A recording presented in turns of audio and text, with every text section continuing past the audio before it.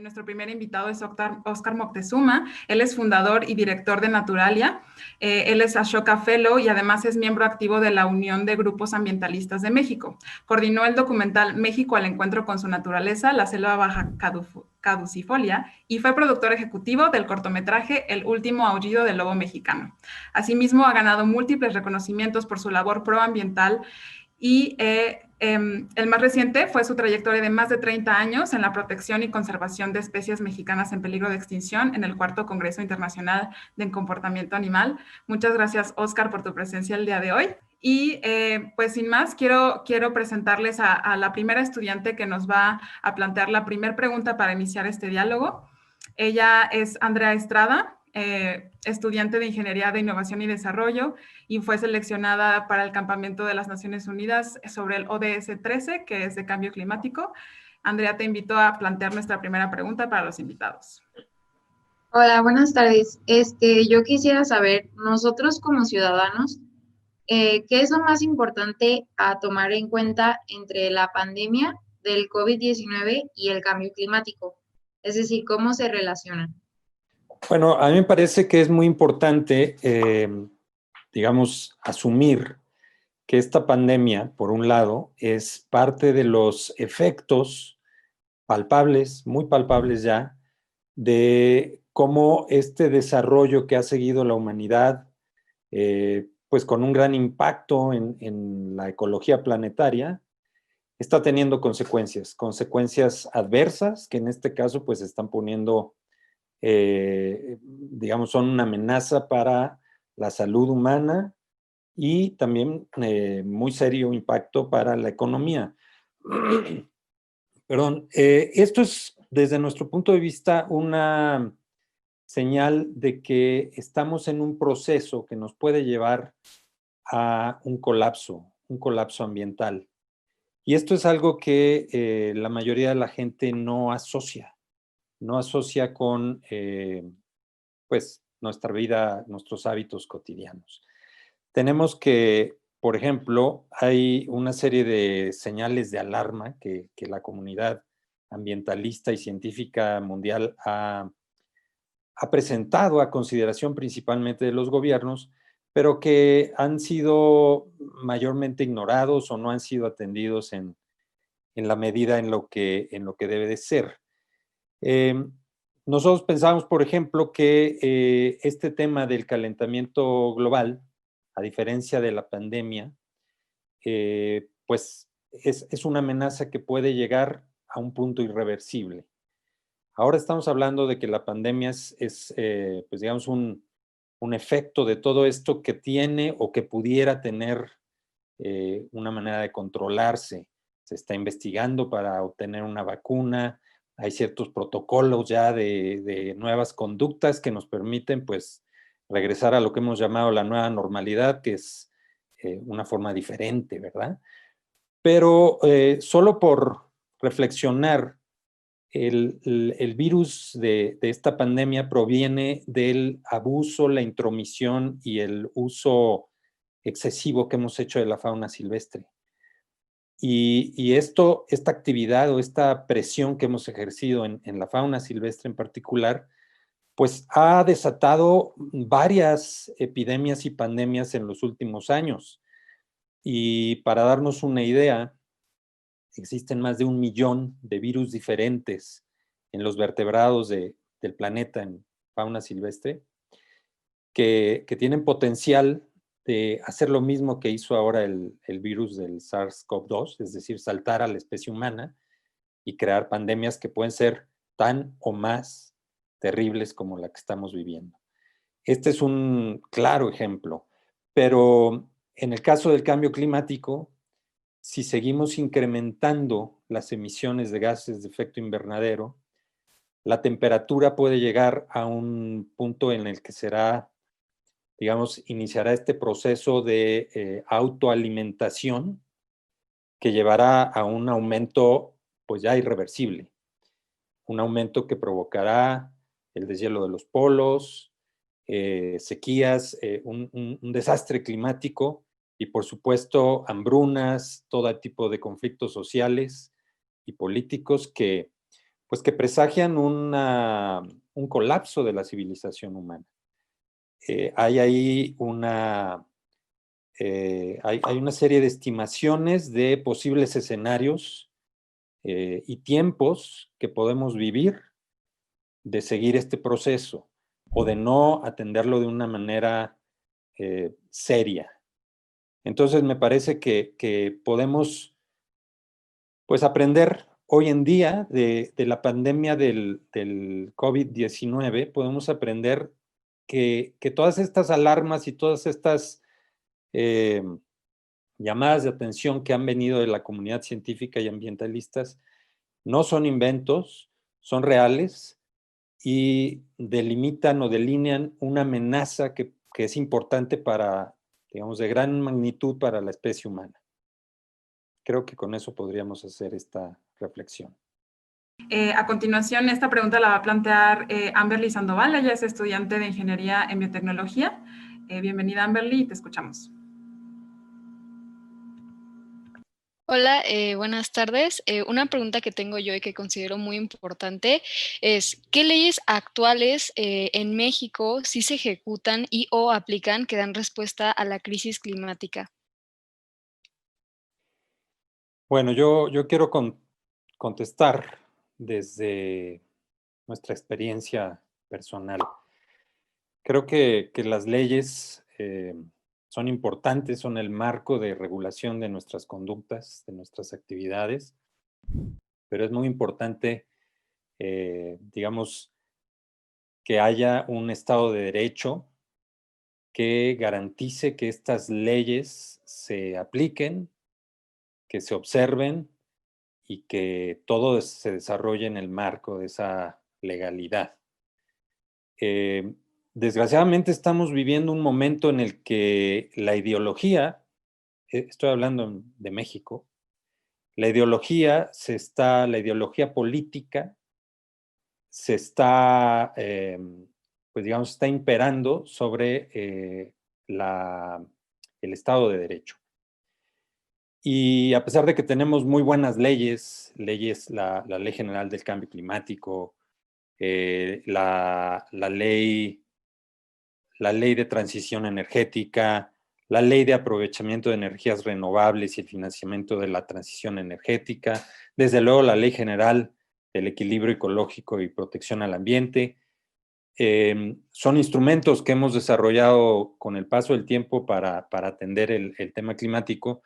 Lo que estamos viendo ahorita es que por esta, pues digamos, preponderancia de la ideología política, se está olvidando la aplicación de la ley y se está debilitando pues, la observancia de esta ley. Nunca en la historia reciente habíamos abandonado tanto, digamos, la protección ambiental, a pesar de leyes, a pesar de estructuras y una serie de datos y reportes que nos muestran que es prioritario, pues ahora tenemos el menor presupuesto en muchos años para atender la problemática ambiental. Tenemos, por ejemplo, que la Profepa, pues que de por sí siempre ha tenido una capacidad limitada, pues ahora es casi que decorativa. ¿De qué sirve tener buenas leyes si no tenemos capacidad de velar por su aplicación? Tenemos también, pues, otros casos preocupantes. Ustedes recordarán seguramente este caso en el que se hizo este acuerdo del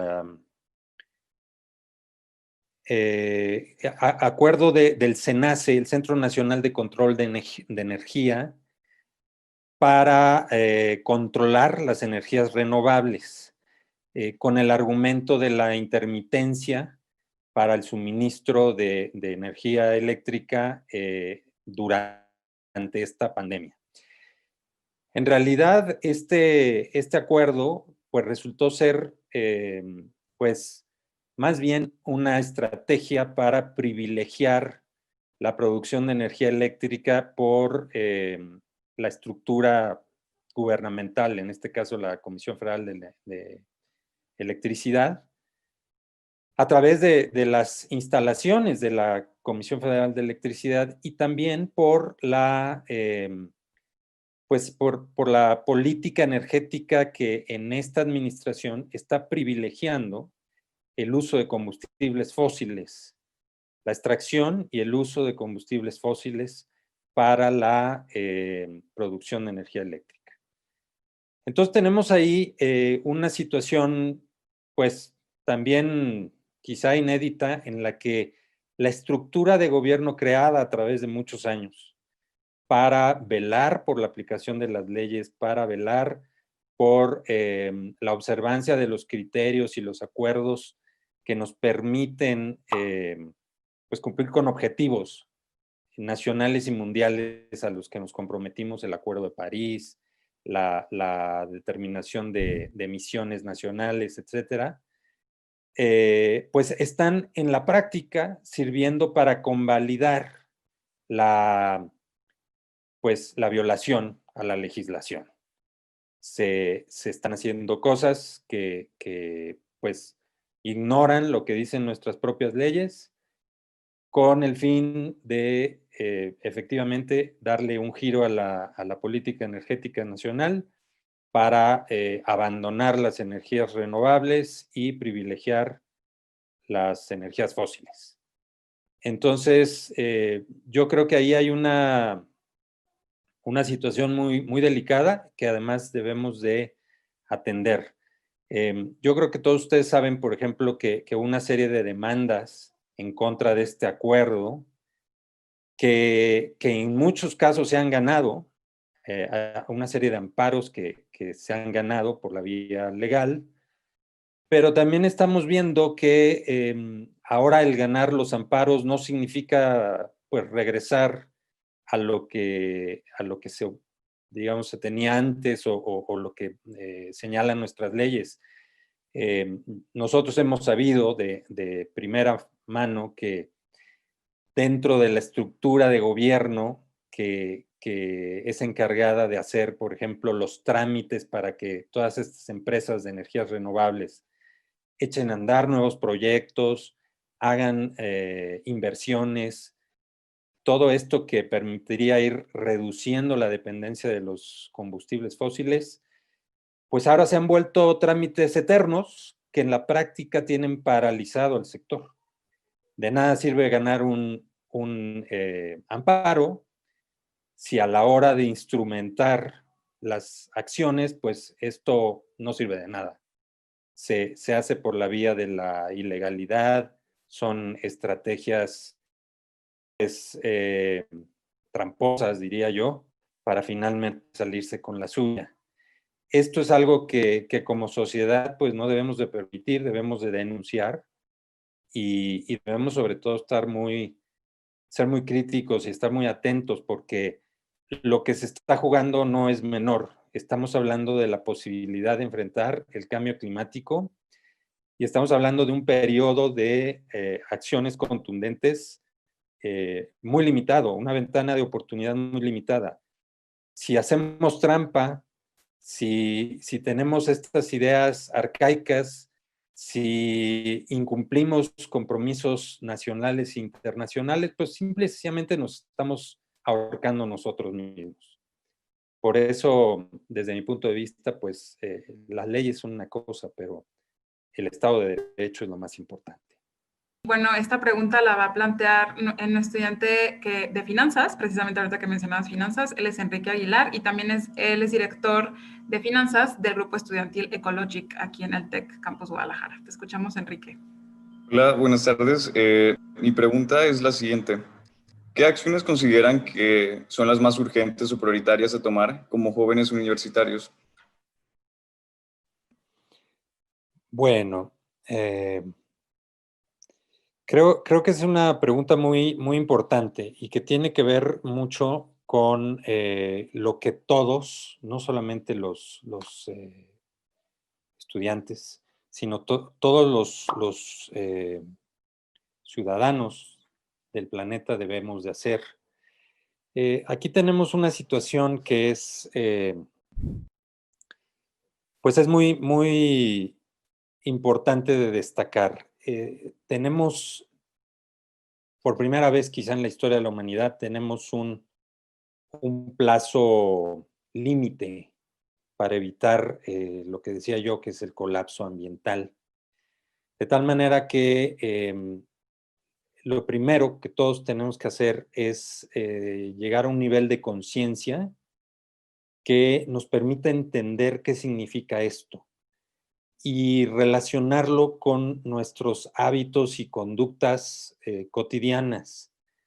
Porque bueno, este es un problema generado por todos, no es nadie en lo particular, sino que todos, con nuestros hábitos cotidianos, con nuestros hábitos de consumo, con nuestro modelo o estilo de desarrollo, pues hemos llegado a generar. La mayor parte de la gente es, pues digamos, no está consciente de la relación que hay entre el problema y nuestros hábitos cotidianos. Por lo tanto, pues el primer paso, desde mi punto de vista, es tomar esa conciencia. Y de hecho, yo diría que es muy importante que a nivel de todo el campus, de toda la universidad, y bueno, ya Carolina nos explicó de todo este plan que tienen ambicioso, que se llegue a ese nivel de información y conciencia en tipo de formación. No es, digamos, responsabilidad de las carreras de ciencias ambientales nada más, sino que todos en nuestro ámbito profesional de actividad tenemos que tener cambios, tenemos que implementar cambios. Ahora, esos cambios tienen... Hemos estado desarrollando estilos de vida que están buscando principalmente la satisfacción, la comodidad, el lujo, la diversión, una serie digamos, satisfactores que son más bien para el espíritu, no tanto para el cuerpo. Y ese tipo de hábitos de consumo de servicios, de productos, etcétera, que van enfocados hacia esa satisfacción, es la que tiene mayor impacto ambiental. La gente no sabe, por ejemplo, cómo los procesos de producción de muchísimas de estas cosas que no necesitamos para sobrevivir, pero que nos gusta tener, que nos gusta utilizar, tienen un impacto.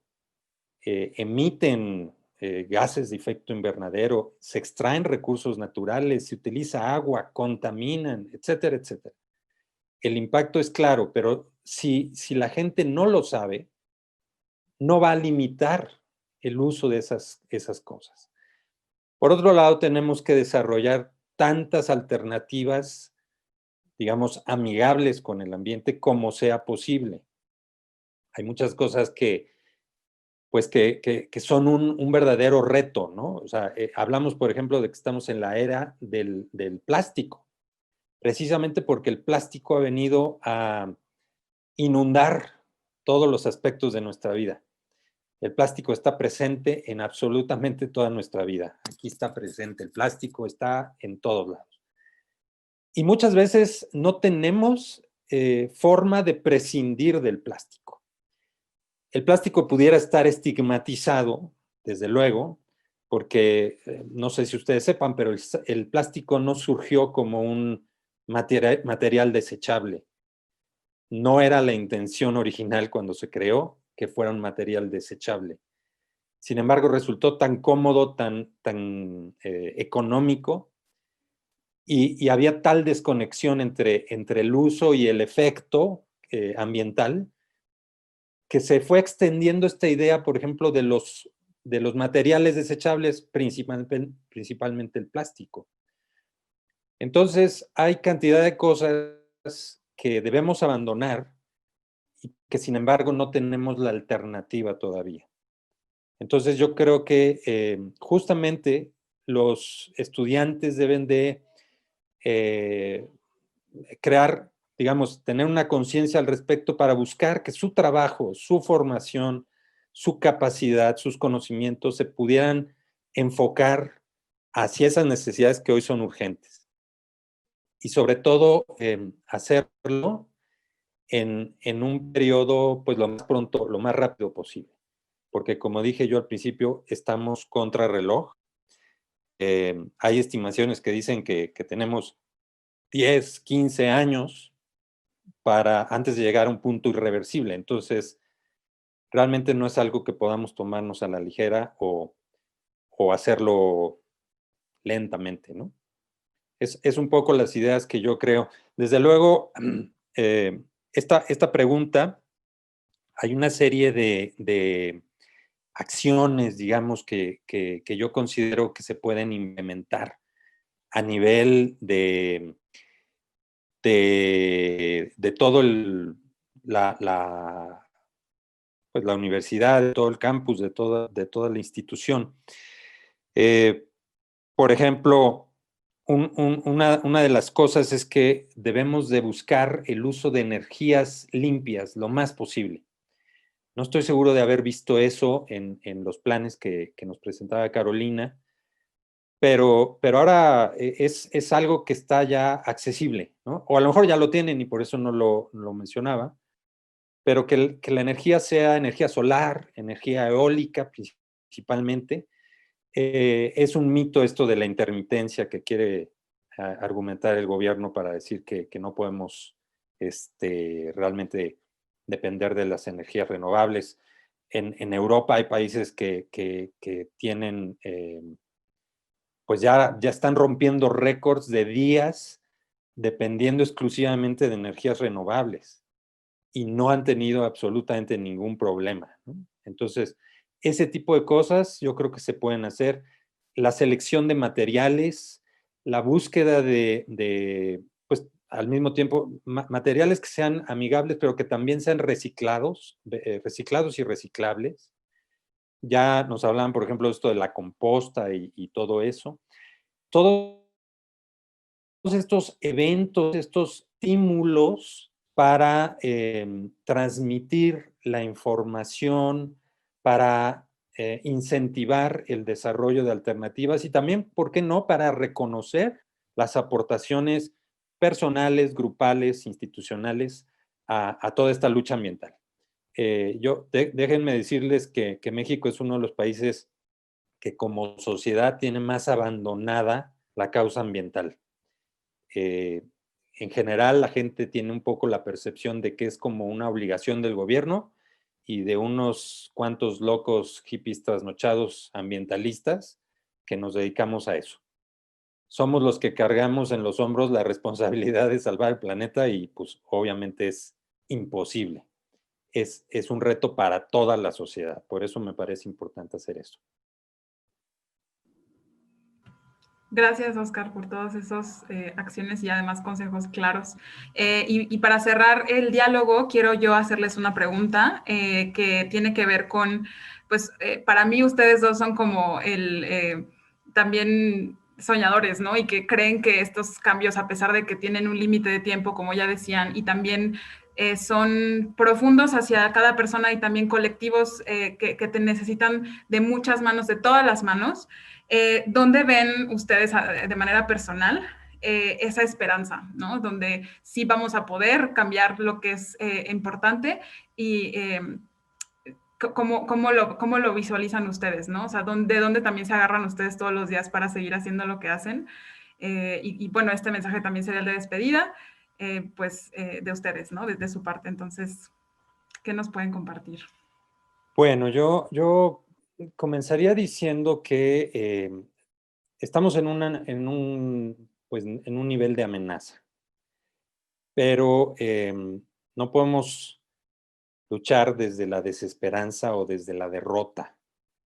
No podemos pensar que pues es la forma de actuar, que al final de todas maneras vamos a perder la batalla. No, yo creo que tenemos como dije, una ventana de oportunidad, pero esa ventana es chiquita y es por eso que no podemos estar pensando en un escenario de largo plazo. En realidad es un escenario de corto plazo. Entonces, yo creo que la motivación la encontramos a nuestro alrededor todos los días. La vida es maravillosa. El ser humano es una especie maravillosa. La naturaleza es maravillosa. Y todos queremos preservar lo que apreciamos de la vida y del planeta. Todos queremos a la familia, queremos a nuestros seres queridos, nos gusta el campo, en fin, todo lo que apreciamos viene de que exista la vida en la tierra y de que el ser humano pues pueda seguir viviendo. Entonces, yo creo que esa motivación hay que encauzarla para dar la pelea. Aquí hay una cosa muy importante. Tenemos, el problema lo podemos simplificar de la siguiente manera. Por un lado, tenemos que dejar de emitir gases de efecto invernadero lo más rápido posible. Y si se pudiera, cero la emisión de gases de efecto invernadero. Y al mismo tiempo, tenemos que aumentar nuestra capacidad de captar ese excedente de gases de efecto invernadero en la atmósfera. Para hacer esto, tenemos que estar muy conscientes del valor que tiene la biodiversidad. Hay dos grandes crisis ambientales en el planeta hoy en día. Una es la crisis climática y la otra es la crisis de la biodiversidad. El ser humano conoce 2 millones de especies de seres vivos al día de hoy y más de la mitad está en peligro de extinción por las mismas razones, por las actividades humanas. Pero la capacidad de captar el exceso de dióxido de carbono y gases de efecto invernadero depende de que tengamos esa biodiversidad, particularmente grandes extensiones de ecosistemas nativos que hoy están siendo destruidos. Por eso una estrategia, digamos, coherente y comprometida debe atender las dos crisis, las dos grandes amenazas. Debemos darle una prioridad a la protección de tierras silvestres. Hay quien dice que la mitad de las tierras silvestres, perdón, la mitad de las tierras del planeta deberían estar en estado silvestre y protegidas. Ese sería como el porcentaje adecuado para enfrentar tanto el cambio climático como la crisis de la biodiversidad. En este momento, por ejemplo, México tiene el 13% de sus tierras y el 20% de sus mares protegidos. ¿Y por qué lo digo así? Porque una cosa es que estén decretados y otra cosa es que realmente en el terreno haya protección. La mayoría son parques de papel y además si tenemos una situación como la que estamos viviendo hoy en día, están en el último lugar de la prioridad nacional, pues entonces hay un abandono todavía más grave. Déjenme decirles que ahí hay una cosa muy importante que hacer. La gente, este problema de la ignorancia popular se nos está regresando como un boomerang, porque somos un sector todavía muy chiquito, el que está consciente de la amenaza en la que estamos y de los cambios que requerimos. Y sin embargo, el grueso de la población le está dando prioridad a otras cosas, a la economía, a la seguridad, a la salud, a la educación. Y nada de eso, ninguna de esas prioridades o necesidades de las naciones tendrán sentido si la situación ambiental no se garantiza. Si se nos quema la casa, no hay nada que hacer por resolver los demás problemas. Por eso la prioridad número 1 debiera ser la problemática ambiental.